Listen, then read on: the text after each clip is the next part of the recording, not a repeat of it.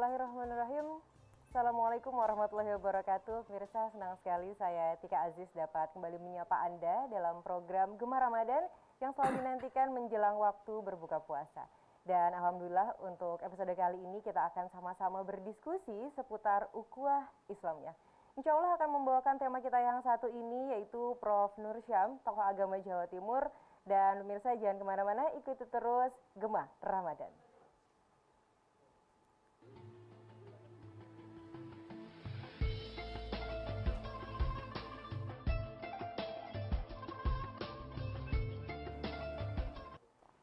Baik pemirsa, senang sekali saya Tika Aziz dapat memandu Gema Ramadan kali ini bersama Prof. Nur Syam untuk membahas ukhuwah Islamiyah. Perlu kami informasikan juga bahwa Gema Ramadan kali ini terselenggara atas kerjasama antara TVRI Jawa Timur dengan Kanwil Kemenak Provinsi Jawa Timur.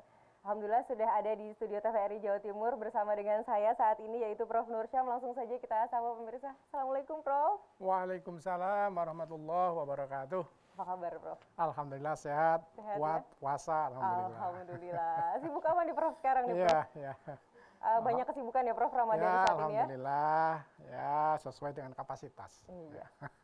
Yang penting sehat terus ya Prof ya? Alhamdulillah baik. Sehat. Baik Prof, tema kita ukhuwah Islamiyah nih Prof. Menarik sebenarnya karena mungkin Ramadan nih kadang-kadang suka banyak perbedaan nih Prof.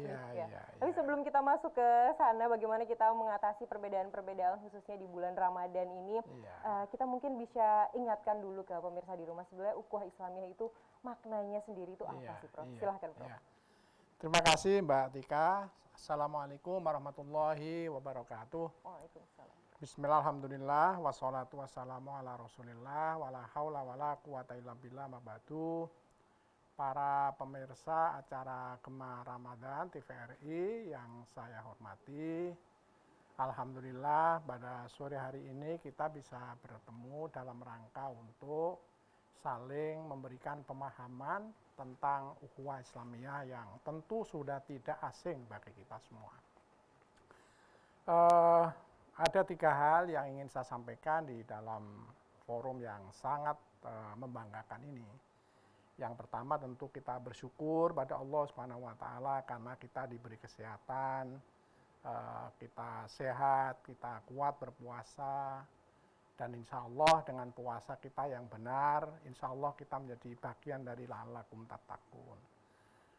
Kita bersyukur karena berada juga di negeri yang insya Allah aman seperti ini, sehingga kita bisa melaksanakan amal ibadah puasa dan amalan-amalan yang lain dengan tenang, damai. Kita bayangkan kalau seandainya kita di Ukraina gitu ya, tentu kita akan kalang kabut ya dalam menjalankan ibadah puasa yang semacam ini. Kita alhamdulillah berada di Indonesia dan kita juga bersyukur karena ukhuwah Islamiyah di Indonesia ini tentu bisa kita acungi jempol meskipun di sana sini masih ada hal-hal yang belum kita harapkan bersama-sama. Yang kedua saya rasa adalah dalil tentang ukhuwah itu sudah sangat kita kenal. Jadi salah satu dalil yang hadis yang dinyatakan oleh Bukhari Muslim, al-mu'minu lil mu'mini kal bunyan yasuddu ba'duhu ba'don.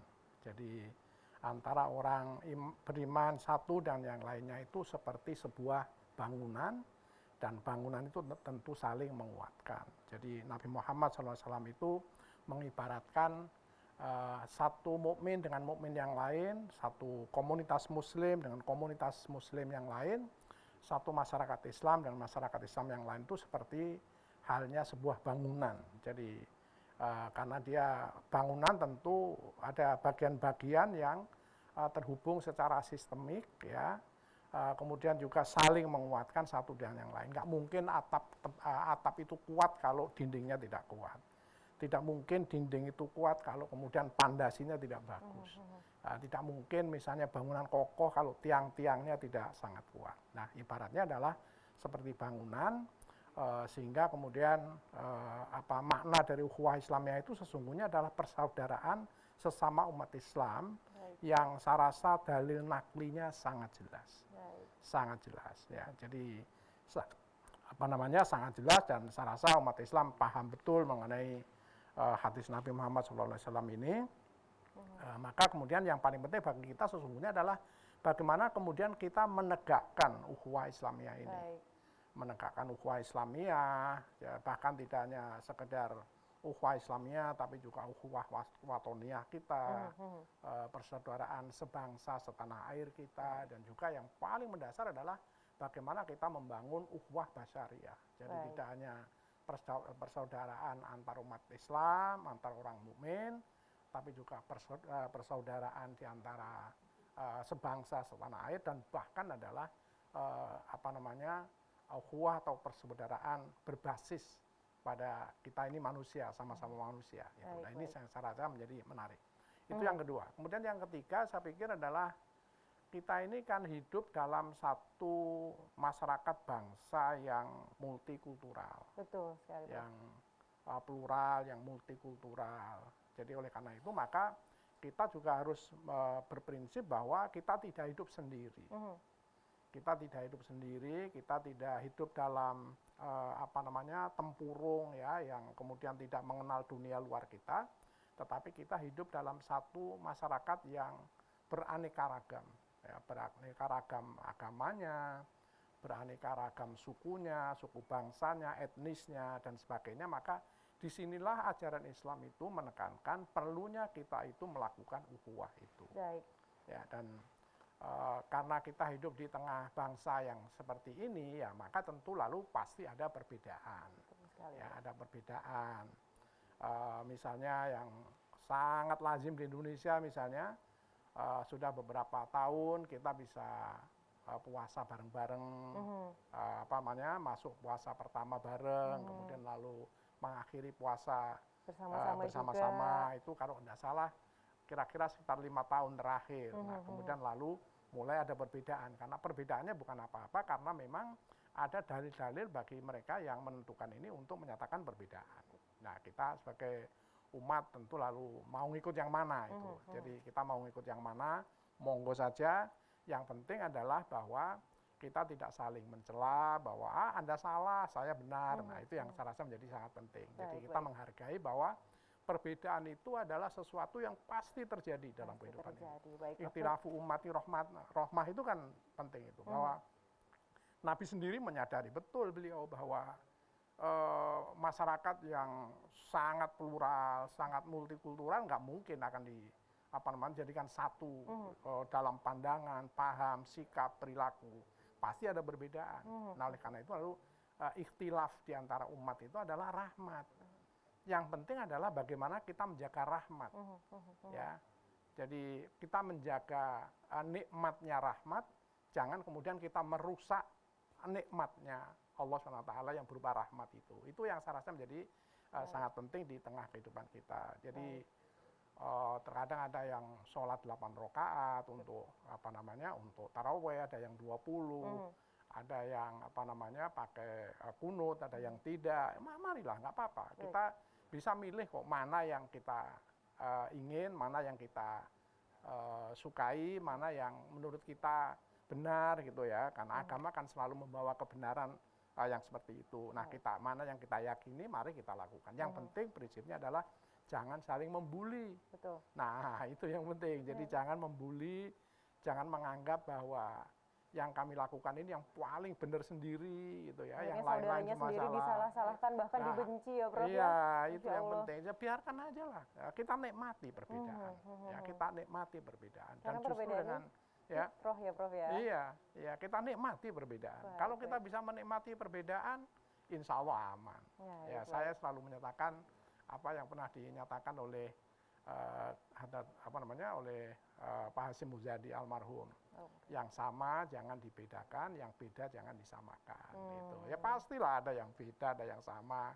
Nah, yang sama mari kita sengkuyung bareng-bareng. Kita gandengan gitu ya, Prof. Kita gandengan tangan itu ya. Kemudian yang berbeda juga tetap gandengan tangan. Jadi jangan saling kemudian karena berbeda terus menganggap musuh. Nah, itu yang saya rasa. Jadi nggak damai, nggak nikmat ya, Prof ya. Karena perbedaan jadi kita nikmati. Sholat ya begitulah. Betul. Kita sholat ada yang ada kunutnya ya kita kunut, yang nggak ada kunutnya ya nggak kunut misalnya. Soalnya satu saudara, sama Islamnya ya, Prof. Saya rasa itu yang kalau kita bisa melakukan prinsip hidup semacam ini, saya pikir aman dunia ini. Baik, Prof. Jadi Kalau kita dalam bicara bahasa Jawa tadi, itu begini, bahasa Jawanya itu rukun agawe santoso, congkrah agawe hubrah. Ini bahasa Jawa, sama mungkin juga ngerti meskipun iya, dari apa Sunda. tuh Prof artinya, Prof? Nah, itu. Jadi rukun agawe sentoso. Jadi rukun itu pasti membuat kesentosaan. Kita makin kuat, makin bagus itu. Tapi kalau congkrah, congkrah itu artinya kita berselisih, konflik, ya pasti akan jadi rusak semuanya. Jadi menurut saya ini dalil kehidupan, filsafat hidup orang Jawa ini menurut saya. Dan saya rasa ini bukan orang Jawa aja, orang Sunda juga pastilah. Ya, cuman bahasanya aja bahasa Jawa. Ini selaras dengan apa yang dinyatakan Nabi. Ya, ikhtilafu ummati rahmah itu. Jadi, karena apa? Karena menganggap bahwa perbedaan itu hal yang bisa terjadi kapan dan di mana saja. Yang penting kita menikmati perbedaan. Ya, jangan menganggap perbedaan sebagai jurang pemisah kehidupan yang luar biasa. Itu yang nggak bisa. Baik. Saya rasa itu ya. Prof, kalau tadi Prof Nursan juga sempat menyebutkan bahwasanya Rasul pernah bersabda bahwa perbedaan itu ikhtilaf, itu pasti bisa terjadi begitu.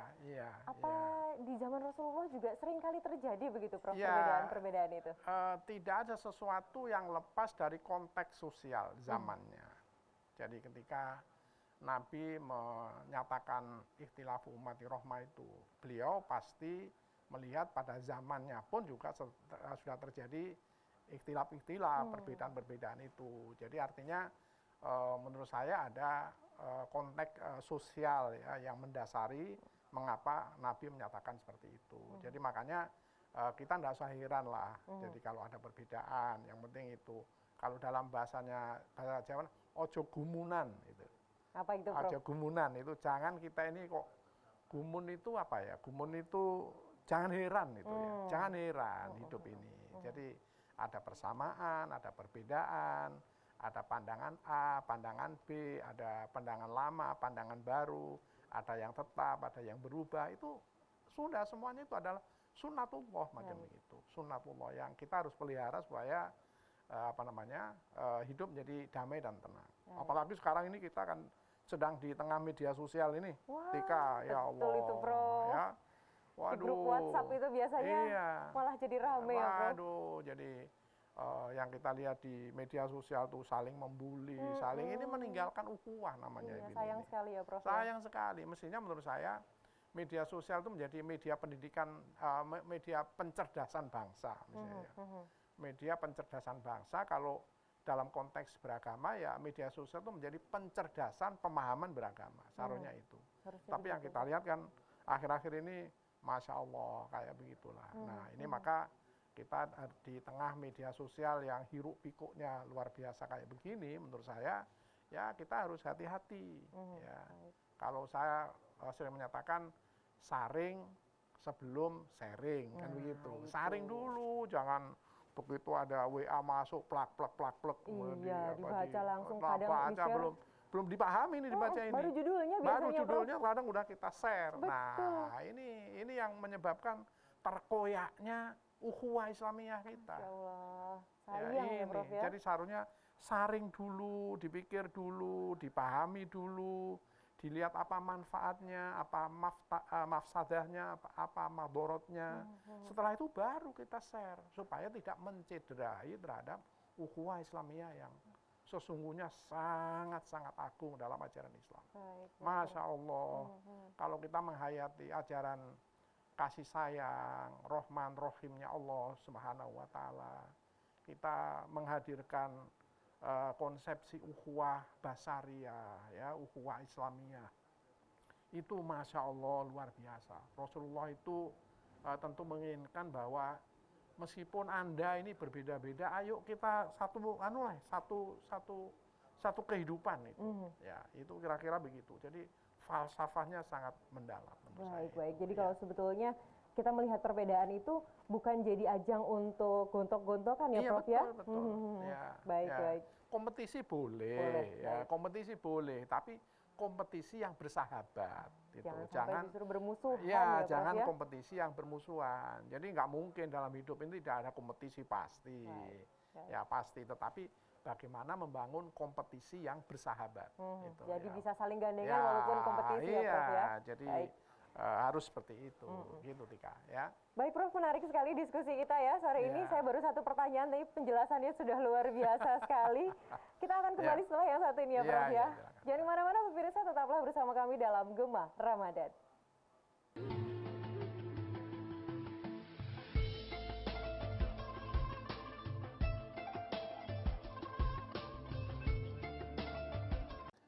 Assalamualaikum warahmatullahi wabarakatuh. Marhaban ya Ramadan. Bulan mulia penuh berkah dan maghfirah telah menyapa. Sucikan hati, bersihkan jiwa, perkuat solidaritas pada sesama. Semoga diampuni segala dosa. Saya Dr. Husnul Marom, Magister Hukum Islam, Kepala Kantor serta keluarga besar Kantor Wilayah Kementerian Agama Provinsi Jawa Timur mengucapkan selamat menjalankan ibadah puasa Ramadan 1443 Hijriah. Semoga amal ibadah puasa kita diterima Allah Subhanahu wa taala. Wassalamualaikum warahmatullahi wabarakatuh.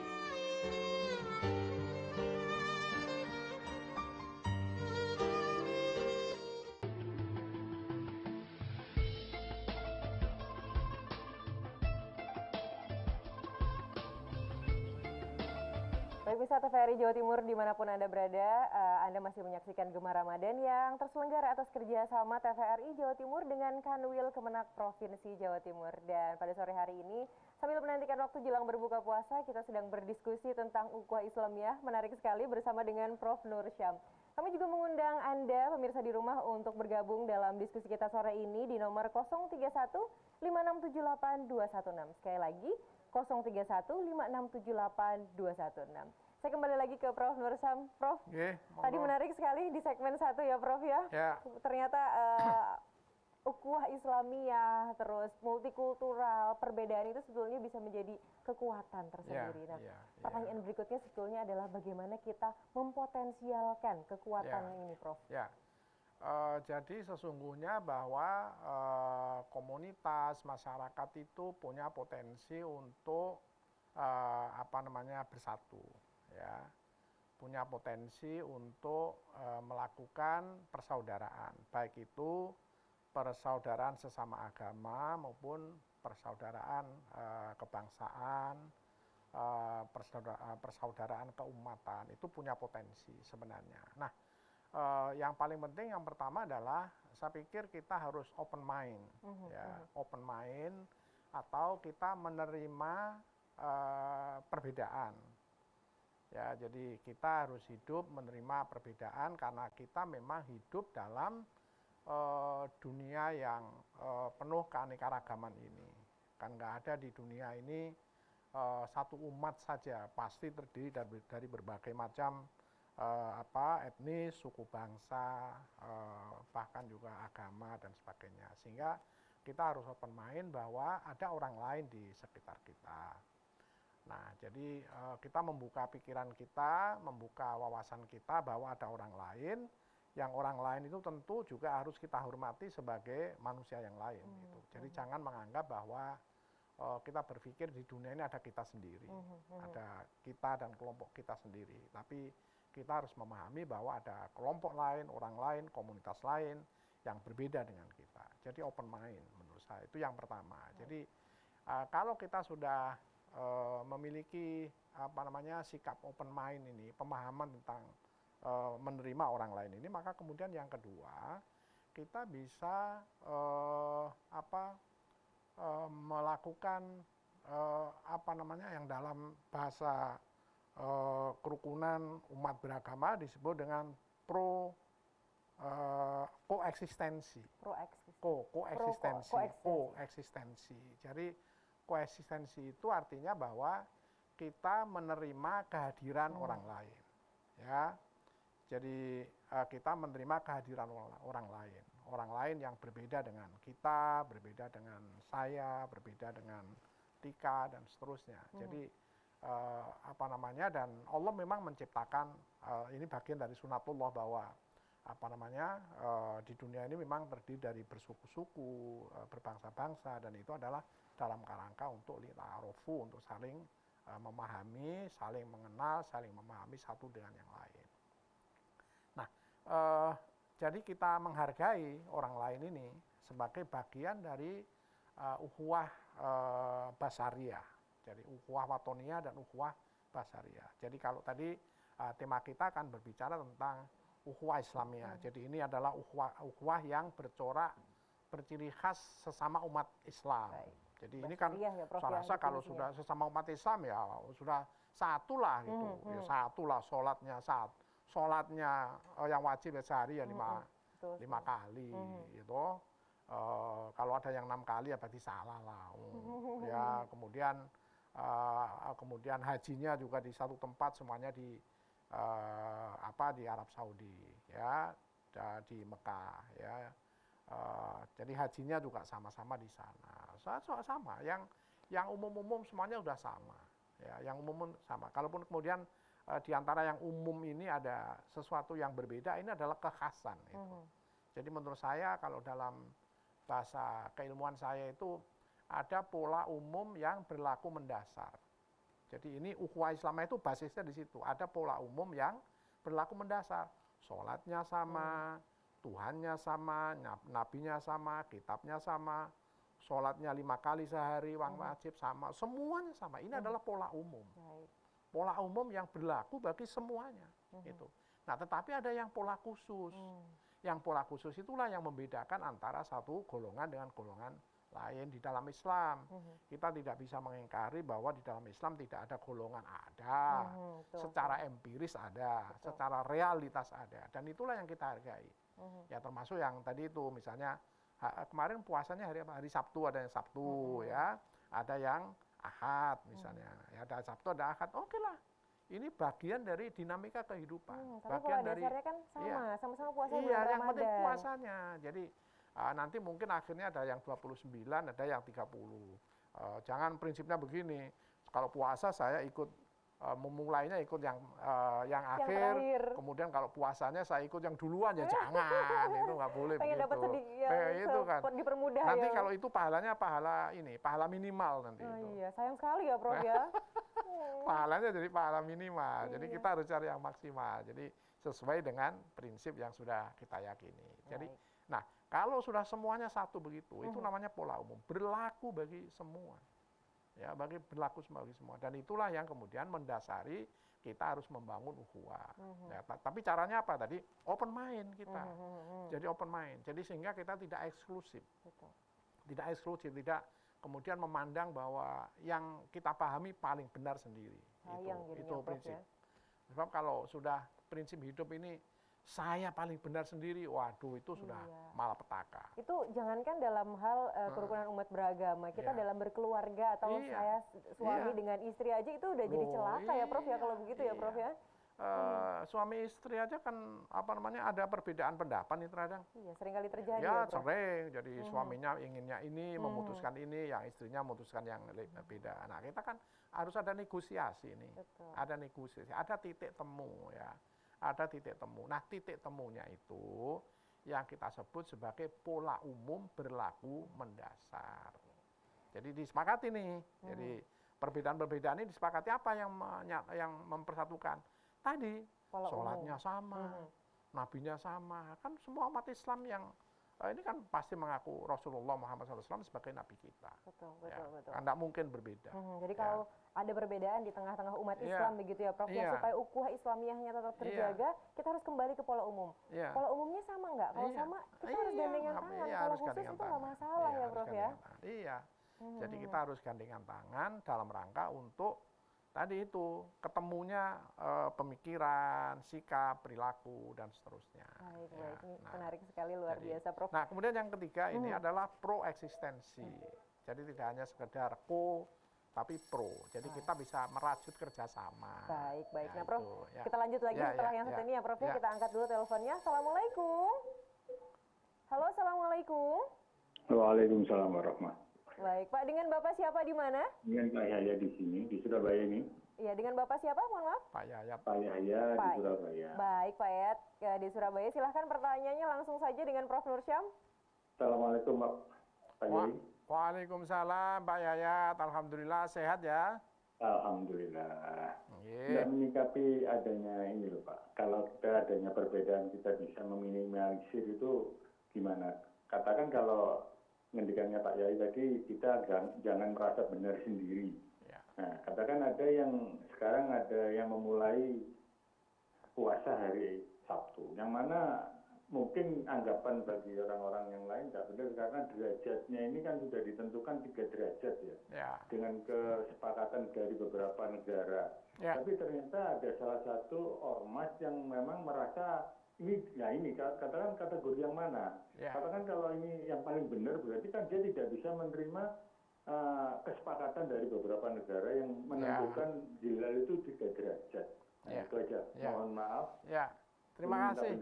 Terima kasih Pak Yayat, pertanyaan yang bagus sekali ya. Jadi memang inilah keunikan kita sebagai masyarakat Islam Indonesia. Jadi ya, kita ini bisa merdeka dalam melakukan ibadah-ibadah termasuk semacam ini. Kalau di Malaysia, di Brunei, ya, di Singapura itu tentu lalu pemerintah lah yang paling dominan untuk menentukan. Kita di Indonesia ini nikmatnya Indonesia saya rasa itu. Ini nikmatnya Indonesia. Jadi kita bisa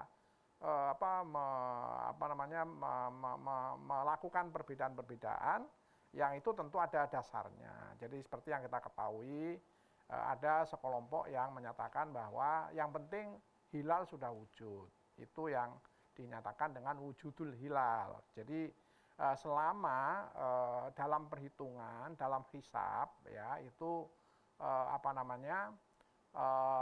dihasilkan satu rumusan bahwa hilal sudah wujud berapapun derajatnya, meskipun kurang dari 2 derajat ya, atau bahkan kurang dari 3 derajat ya, maka kemudian itu sudah dianggap sebagai hari sudah bulan sudah hilal sudah ada, dan itu artinya kita sudah wajib melakukan puasa. Ini adalah konsepsi yang pertama, dan ini diyakini benar Pak. Jangan lupa bahwa di dalam agama itu ada dunia keyakinan ya, yang bersifat misteri gitu ya, yang bersifat misteri macam itu, dan karena itu ya silakan saja kalau kita yakin sesuai dengan metode hisab wujudul hilal ini ya monggo kita puasa pada hari Sabtu kemarin. Nah sementara ada yang menggunakan prinsip ru'yatul hilal. Nah ru'yatul hilal ini dulu itu Mabim ya, menteri-menteri agama Indonesia, Malaysia, Brunei, Singapura itu menentukan yang namanya konsepsi imkanur ru'yah. Jadi memungkinkan untuk meru'yat terhadap hilal itu. Nah itu disepakati dulu Pak 2 derajat. Tapi akhir-akhir ini berdasarkan pertemuan-pertemuan terakhir yang dilakukan oleh Mabim, menteri-menteri agama Menteri Agama Indonesia, Malaysia, Singapura, Brunei itu ditentukan 3 derajat. Jadi kalau misalnya di bawah 2 derajat dan berdasarkan realita empiris dengan menggunakan teleskop yang paling canggih, ternyata bulan belum hilal belum nampak ya, tentu lalu itu puasanya ditunda, atau mungkin kalau hari raya lalu diistiqmalkan menjadi 30 hari misalnya. Ini yang terjadi. Nah bagi yang berkaitan dengan ru'yat ini ya monggo kita beribadah seperti mereka-mereka yang meyakini bahwa ru'yatul hilal kita belum menyatakan hilal bisa diru'yat. Nah ini yang jadi karena kurang dari 3 derajat atau kurang dari 2 derajat. Nah ini yang kemudian menurut saya menjadi penting.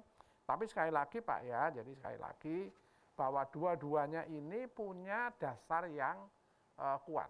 Baik itu dalil akli maupun nakli, ya, baik dalil akli maupun nakli. Artinya dalil akli ini adalah tadi melalui perhitungan, melalui hisab, ya, tadi yang kemudian ditemukan bahwa, hilal sudah wujud, itu wujudul hilal, berapapun derajatnya, meskipun belum bisa diru'yat selama dalam perhitungan sudah wujud, ya oke, kita melakukan puasa atau mengakhiri puasa. Nah bagi yang menyatakan wah harus ru'yat dulu deh, jadi ru'yat itu konfirmasi sebenarnya, konfirmasi. Jadi sebenarnya bukan sama sekali tidak ada ahli hisabnya, tetapi ru'yat itu adalah konfirmasi untuk meyakinkan kita bahwa memang hilal sudah ada di atas ufuk. Nah ini yang saya rasa menjadi sangat penting. Tapi bagi kita bahwa agama itu kebenaran, Baik. kebenaran yang misterius, ya begitu. Nah, jadi karena kebenaran yang misterius ya silakan, yang merasa benar ini silakan, yang merasa benar ini silakan. Tinggal sikapnya karena Ya. ini dua-duanya punya dasar yang kuat, Ya, kita tidak ya, boleh ya. menyalahkan yang Ya, satu dan tidak boleh menyalahkan yang penting lain jangan juga, ya. membuli aja, saling membuli aja. Nah, menurut itu yang saya sayang ya Prof Ya. ya, dua-duanya punya dasar. Oke, kita langsung ke penelpon berikutnya ya Prof ya. Silakan. Halo, Assalamualaikum.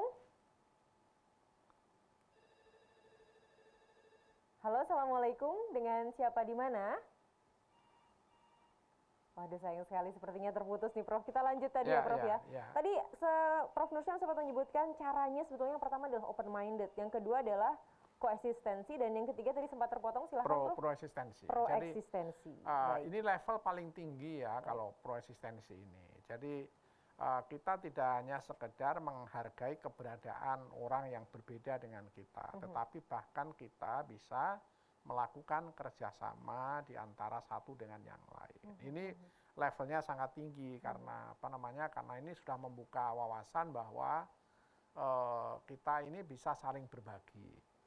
Kita bisa saling berbagi pekerjaan, kita bisa saling berbagi manfaat, ya kita bisa saling berbagi produk dan sebagainya.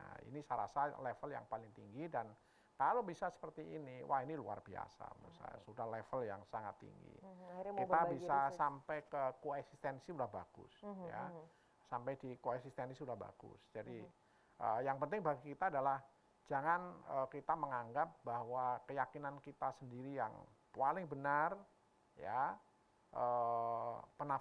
Tafsir agama kita sendiri yang paling benar, tapi mari kita hargai bahwa ada tafsir lain, ya. Jadi kalau saya mengibaratkan kita hidup di tengah pasar raya tafsir keagamaan, ya.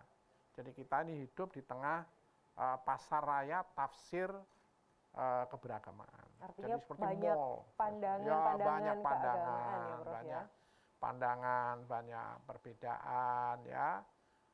Banyak pemahaman. Nah, kalau kita sudah menghadapi semacam ini, ya prinsipnya tadi bahwa perbedaan di antara umatku itu adalah rahmatnya Allah Subhanahu wa taala. Jadi kalau kita bisa melakukannya ini ya rahmat. Rahmatnya apa? Kalau negara ya aman, damai, tentram, pembangunan bisa dilaksanakan. Kalau misalnya dalam hal agama ya kita tidak saling membuli, tidak saling mencemooh, kita tidak saling membuat hoax, ya, berita-berita palsu tentang agama, ya macam menjelekan itu, satu sama lain. Jadi macam begitu. Itu akibat yang diperoleh dari rahmatnya Allah SWT. Jadi jangan berpikir rahmatnya terus berupa apa itu. Enggak, ya rahmatnya tergantung dari subjek yang kita bicarakan, subjek yang kita lakukan. Jadi kalau dalam beragama ya tadi itu rahmatnya apa? Antar umat beragamanya bagus, intern umat beragamanya bagus, sesama umat Islam saling bersinergi, tidak ada yang saling ini. Sudahlah, Anda punya keyakinan berdasarkan tafsir agama apa, berdasarkan tafsir ajaran agama yang saudara yakini itu begitu, silakan. Yang penting jangan saling untuk merusak satu dan yang lain. Nah, itu kembali lagi mendasar. Asalkan pola umumnya sama, ya Prof. Selama pola umumnya sama. Betul, baik. Jadi ada pola khusus, ya wajar itu ada pola khusus. Pola umumnya manusia, pola khususnya ada laki-laki, perempuan, ada kaya, ada miskin. Kan sama-sama manusia. Sama-sama manusia. Itu, ya. Betul sekali Prof. Nah, saya juga tertarik tadi Prof. Tadi salah satu yang paling penting, paling awal adalah open minded, dan Prof Nursyam juga sempat menyebutkan bahwasanya Allah menciptakan perbedaan ini untuk kita saling mengenal. Sebetulnya yang mengenal yang seperti apa sih Prof yang membuat kita bisa open minded? Ya, saya rasa tidak hanya saling mengenal ya. Lita'arofu itu dalam konteks yang saya pahami ya. Saya tidak menafsirkan ya, karena jauh dari penafsiran. Yang saya pahami bahwa lita'arofu itu tidak hanya saling mengenal, tapi prinsipnya adalah saling memahami.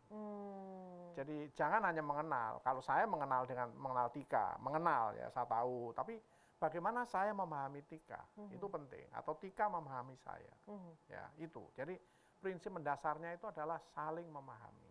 Jadi agar kita saling memahami satu dengan yang lain. Perbedaan suku bangsa, ya itu kita pahami sebagai sunnatullah yang memang harus terjadi. Ada kita coba warna kulit aja, kan ada yang warna kulitnya seperti saya, ya ada yang seperti Tika, ada yang seperti Mas Lisdianto tadi itu, ya, ada yang orang negro yang hitam, ya, ada orang orang Aztec, Amazon, macam-macam itu yang warnanya agak kemerah-merahan, ada orang Cina, orang Tionghoa, Jepang yang kulitnya putih, kuning, ya.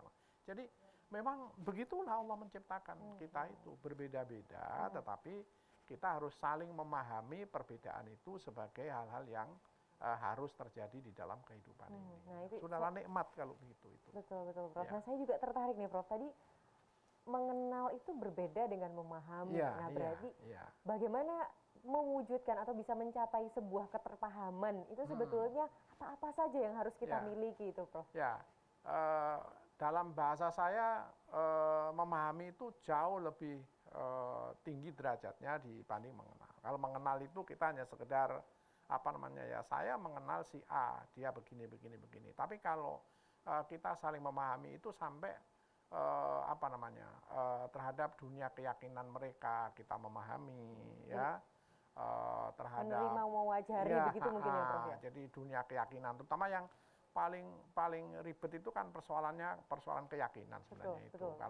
Kalau persoalan lain-lain kan saya rasa ini masih bisa dinegosiasikan, ya. Tapi kalau persoalan keyakinan kan tidak bisa dinegosiasikan. Jadi artinya bahwa Anda sebagai orang Islam alirannya A, saya alirannya B, ya. Terus kita bernegosiasi misalnya, Anda salah, maka Anda harus begini. Kemudian diambil jalan tengah, ya. Tidak begitu. Ya biarkan Anda punya keyakinan sebagai kelompok A, biarkan saya berkeyakinan sebagai kelompok B. Ya, gitu kan? Nah, apa yang dilakukan? Bukan negosiasi. Kalau negosiasi itu lalu nanti jadinya saya mundur selangkah dalam keyakinan, Anda mundur selangkah dalam keyakinan. Anda maju selangkah keyakinan, saya maju selangkah. Tidak bisa begitu. Biarkan. Biarkan. Jadi biarkan aja berkeyakinan seperti itu. Yang penting pola umumnya sama. Yang pola umumnya sama. Nah, jadi termasuk misalnya upaya-upaya untuk menyatukan agama-agama, ya nggak mungkin lah. Nggak bisa ya, Prof, ya kalau begitu ya. Itu bukan yang dimaksud dengan mungkin ukhuwah wataniyah, bukan begitu ya, Prof? Ukhuwah basariyah itu terus Anda beragama A, saya beragama B misalnya. Kemudian lalu, ayo kita satu yuk beribadah bersama misalnya. Nah, itu ya nanti dulu. Iya, kalau kayak zaman Rasul pernah ditawari, yuk kita sehari nyembah berhala, sehari itu nggak bisa begitu ya, Prof, ya? Iya, nggak bisa. Jadi biarkan masing-masing punya kekhasan, ya, masing-masing punya kekhususan, punya ciri khas, tetapi jangan kita mencoba untuk menyatukan ciri khas, karena itu pasti nggak akan berhasil. Dan itu di Indonesia saya rasa sudah banyak yang melakukan upaya-upaya begitu, tapi kan pasti gagal.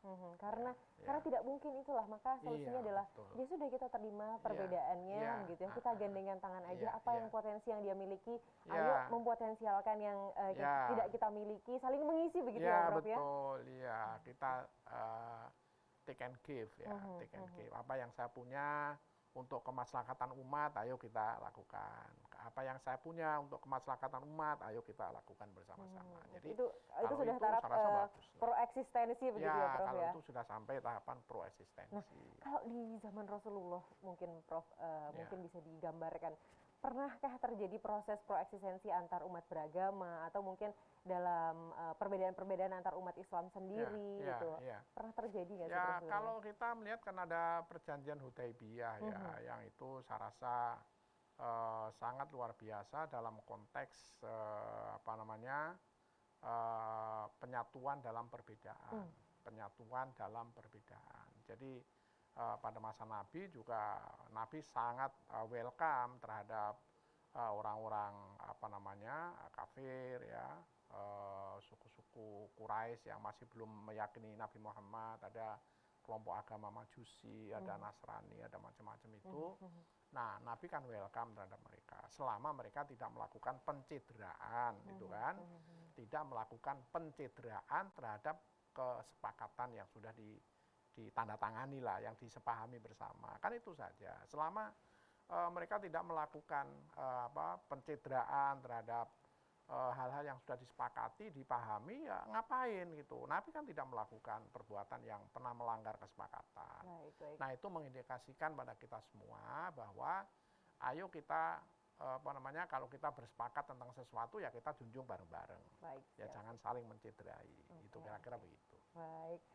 Tadi sudah ada penelpon yang masuk tapi sebenarnya terputus, Prof. Ya, Kita ya, lanjut lagi ya, Prof ya. Oke, Prof. Berarti sebegitu pentingnya dan Rasul sendiri sudah mencontohkan bagaimana bahkan bukan dengan hanya umat Islam tapi yang berbeda pun kalau misalnya tidak menciderai keyakinan yang utama kita yang paling penting, maka kita boleh bersaling bekerja sama, bertukar sumber daya, begitu ya, Prof ya. Menurut saya Islam itu agama yang paling demokratis, bahkan termasuk sholat aja kan Nabi itu memberikan keleluasaan. Keleluasaan dalam konteks ada banyak cerita kan, misalnya bahwa ada salah seorang sahabat yang kemudian berdoa, yang doanya tidak sama dengan Nabi. Dan itu kemudian dibenarkan oleh Nabi. Itu kan memberikan contoh bagi kita semua bahwa Nabi itu tidak otoriter. Gitu loh. Nabi tidak otoriter, Nabi itu. Nabi itu tidak pernah berlaku demokratis otoriter. Sekali Demokratis ya, luar biasa, termasuk sholat. Baik, sudah ada perempuan yang masuk, kita angkat dulu ya, Prof ya. Halo, Assalamualaikum, dengan siapa di mana? Waalaikumsalam warahmatullahi wabarakatuh. Ya, dengan Bapak dengan siapa? Pak Bejo, Mojokerto, Mbak. Oke, silahkan Pak Bejo dari Mojokerto, pertanyaannya langsung untuk Prof Nursyam. Iya, terima kasih Pak Profesor, Pak Kiai. Kalau kita lihat bangsa kita ini adalah betul-betul ukhuwah Islamiyahnya adalah kokoh, katakanlah raket banget. Hanya saja dengan adanya IT saat ini, maka kadang-kadang berita-berita hoax itu selalu dikemas yang cantik. Nah, kami berharap daripada pemerintah dan para alim ulama ini duduk bareng untuk mengantisipasi adanya istilahnya berita-berita hoax. Sehingga apa? Tidak akan memecah belahkan umat Islam yang ada di Indonesia ini. Nah, pertanyaan saya begini, Mbak Kiai, bagaimana kiprah daripada pemerintah dengan para alim ulama ini betul-betul sinergis. Jangan hanya diucapkan, tetapi implementasinya adalah tidak terrealisasi. Yang kedua, kalau bisa, para pejabat ini mendengarkan ulama-ulama kita. Karena kiai-kiai kita ini adalah merupakan guru. Nah, jangan malu-malu, DPR, Menteri, Presiden pun gak usah malu-malu untuk memberikan kekuatan kepada masyarakat sehingga ulama dan umaro ini satu suara sehingga ukhuwah kita ini akan betul-betul terpelihara dan tidak terjadi bercerai-berai.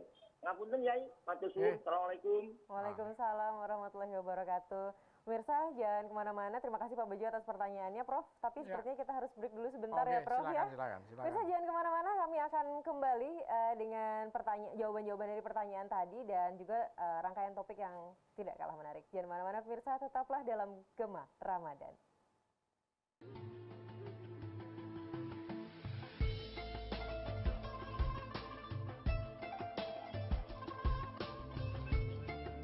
Baik, bersama TVRI Jawa Timur dimanapun Anda berada, Anda masih bersama kami dalam Gema Ramadan. Untuk menantikan waktu jelang berbuka puasa, kami sedang berdiskusi seputar ukhuwah Islamiyah. Dan di segmen sebelumnya tadi sudah ada pertanyaan dari Pak Bejo, dari Mojokerto nih, Prof. Nursyam ya. Silahkan Prof, langsung saja.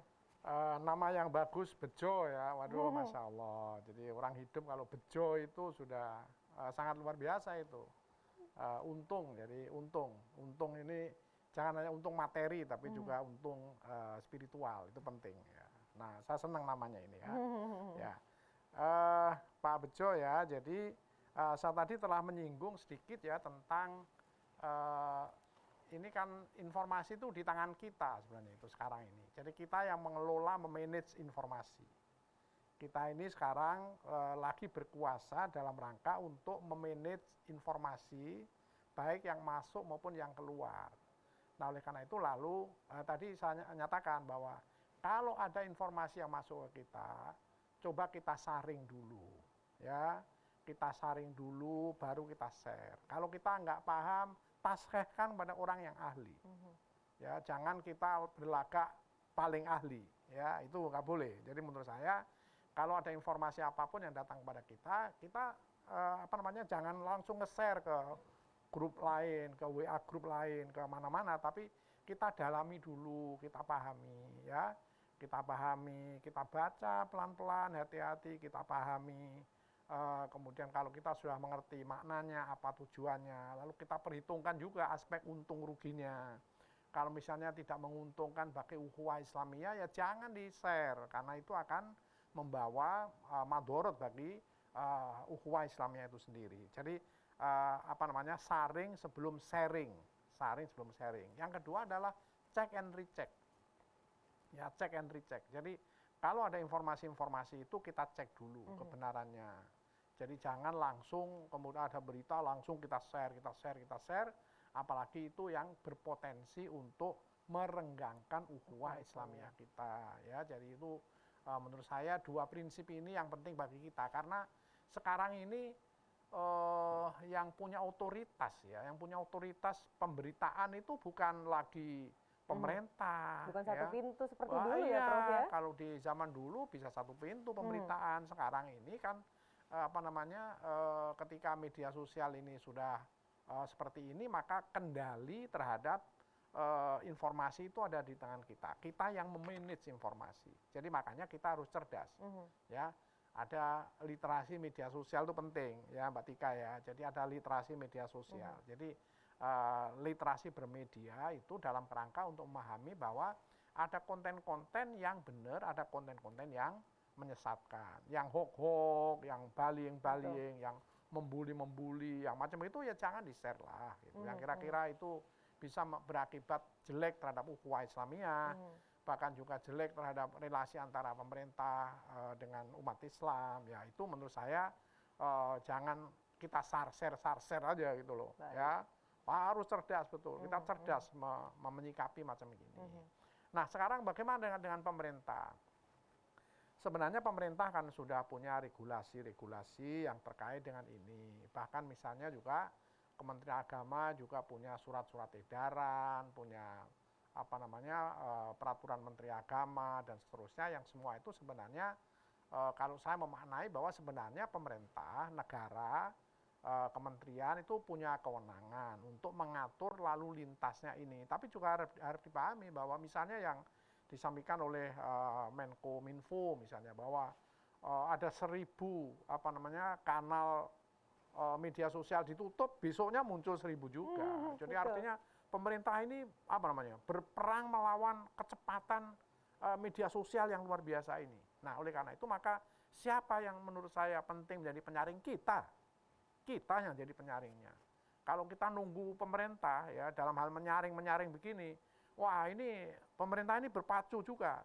Jadi ada kanal baru masuk, ditutup, muncul lagi yang lain, terus itu. Jadi perperangnya di situ ini. Ya tentang narkoba, pornografi, radikalisme atau fundamentalisme, ekstremisme. Ini berperang ini itu di kanal-kanal semacam ini. Nah, oleh karena itu mari kita juga ikut menjadi penyaring tadi itu.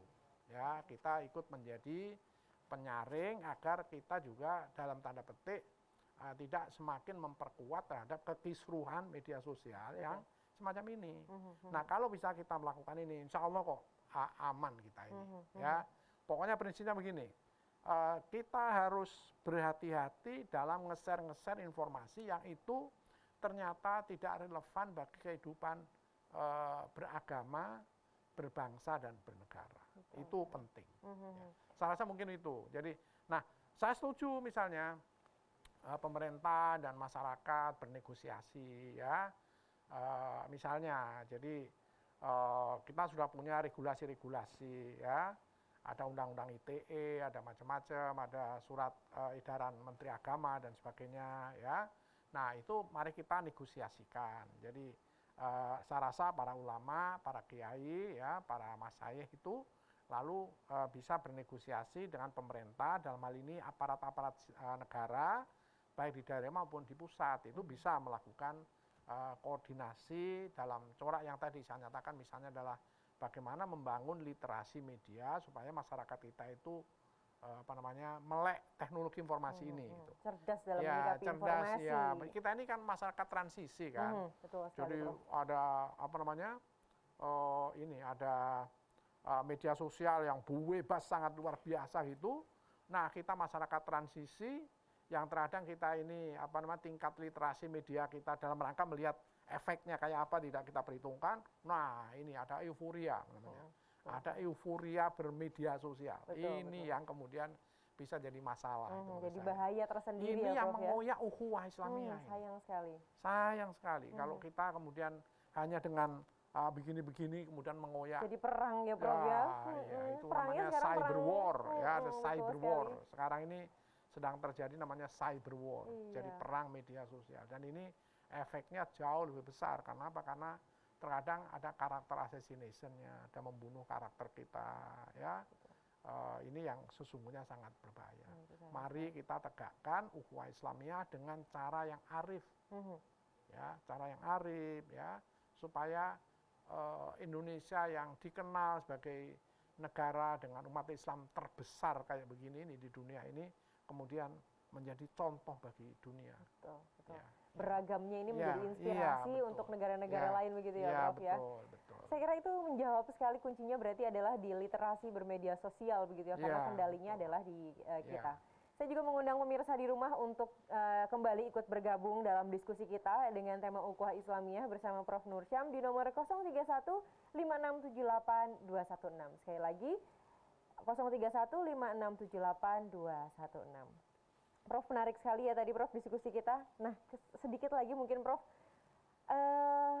untuk menekankan nilai pentingnya ukhuwah Islamiyah, kadang kita juga menggeser toleransi. Tadi sudah sedikit mengatasnamakan toleransi, akhirnya mengoyak apa yang menjadi keyakinan gitu ya, Prof. Sedikit mungkin Prof, nanti batasnya antara toleransi dan ukhuwah Islamiyah ini seperti apa? Toleransi itu artinya tidak harus memaksakan keyakinan kita sama dengan yang lain. Ya, itu prinsipnya. Jadi jangan atas nama toleransi kemudian kita menginginkan agar keyakinan kita sama dengan yang lain atau kita menggeser keyakinan kita, jangan. Jadi toleransi itu prinsipnya adalah menghargai. Ya, menghargai orang lain sebagai keberadaan, kemudian menghargai orang lain sebagai satu entitas yang harus dihormati, diperlakukan baik dan sebagainya. Ada contoh yang paling penting, misalnya begini. Ada orang kecelakaan. Anda misalnya yang kecelakaan itu orang beragama lain. Kemudian datanglah kita beragama Islam. Masa mau bertanya begini, ini orang yang kecelakaan beragama apa ya? Masa mau begitu, terus tidak jadi nolong. Gitu loh. Nolong itu ya, menolong orang dalam keadaan yang seperti itu ya jangan dimulai dari perbedaan agama gitu. Jadi sudahlah, orang ini mau beragama apa, kalau dia sedang kecelakaan ya kita tolong. Nah, itu misalnya begitu. Nah, itu artinya bagian dari prinsip mendasar dari toleransi. Jadi prinsipnya menurut saya kita bertoleransi tapi tidak menggeser keyakinan. Tidak mengubah keyakinan, tidak menyamakan keyakinan. Prinsipnya itu. Terakhir mungkin Prof, ini sudah 1 jam ternyata kita. Yang nggak closing terasa segmen, closing statement mungkin Prof untuk episode kita kali ini, singkat saja silahkan Prof. Ya, para pemirsa Gemar Ramadan yang dirahmati Allah Subhanahu wa taala, kita bersyukur menjadi satu bangsa Indonesia ini yang tentu salah satu di antara kesyukuran kita adalah karena kita berada di negara yang aman, damai. Oleh karena itu marilah jangan kita koyak kedamaian, kerukunan ya antar intern umat beragama dan antar umat beragama ini. Mari kita tegakkan ukhuwah Islamiyah dengan saling memahami perbedaan tafsir dalam Islam ya. Kemudian kalau kaitannya dengan keyakinan dengan agama lain ya marilah kita yakini bahwa mereka memang berkeyakinan seperti itu dan itu tidak ada upaya kita harus menggeser keyakinannya ke arah yang lain. Itu biarkan aja mereka berkeyakinan seperti itu dengan catatan bahwa kita bisa saling memahami perbedaan di tengah kita bisa memahami perbedaan di tengah pluralitas ya dan multikulturalitas bangsa ini. Mari kita tegakkan ukhuwah Islamiyah di tengah-tengah kita dalam membangun Indonesia dan bisa menjadi contoh bagi dunia bahwa kita adalah umat Islam terbesar yang ternyata rukun, aman, dan damai. Terima kasih. Indah sekali ya Prof ya kalau bisa betul-betul seperti itu ya. Luar biasa sekali. Prof. Nur Syam, terima kasih banyak paparannya. Saya Ya. belajar banyak hal Ya. sekali. Ternyata Ya. kuncinya adalah open minded tadi ya, Ya, Prof ya. ya. Terus juga koeksistensi dan proeksistensi Ya, itu diksi-diksi baru yang luar Ya. biasa sekali, Ya. yang menginspirasi kita semua untuk bagaimana sih sebetulnya caranya untuk menjaga ukhuwah Islamiyah ya, Prof ya. Ya, ya. Semoga bisa bertemu lagi, Prof. Terima di lain kasih kesempatan. Tika, terima kasih Pak Kanwil dan jajarannya, terima kasih TVRI, Jaya TVRI Amin, selamanya. amin. Insya Allah. Terima kasih. Baik, baik. Pemirsa TVRI Jawa Timur, inilah tadi bincang-bincang kita tentang ukhuwah Islamiyah bersama Prof. Nur Syam. Jangan lupa saksikan Gemar Ramadan di episode-episode berikutnya dengan tema-tema keislaman yang juga tidak kalah menarik untuk dibahas. Akhir kata, saya Tika Aziz mewakili seluruh kru yang bertugas pada kesempatan sore hari ini mengucapkan terima kasih atas kebersamaan Anda. Akhir kata, wallahul muwaffiq ila aqwamit thoriq. Wassalamualaikum warahmatullahi wabarakatuh.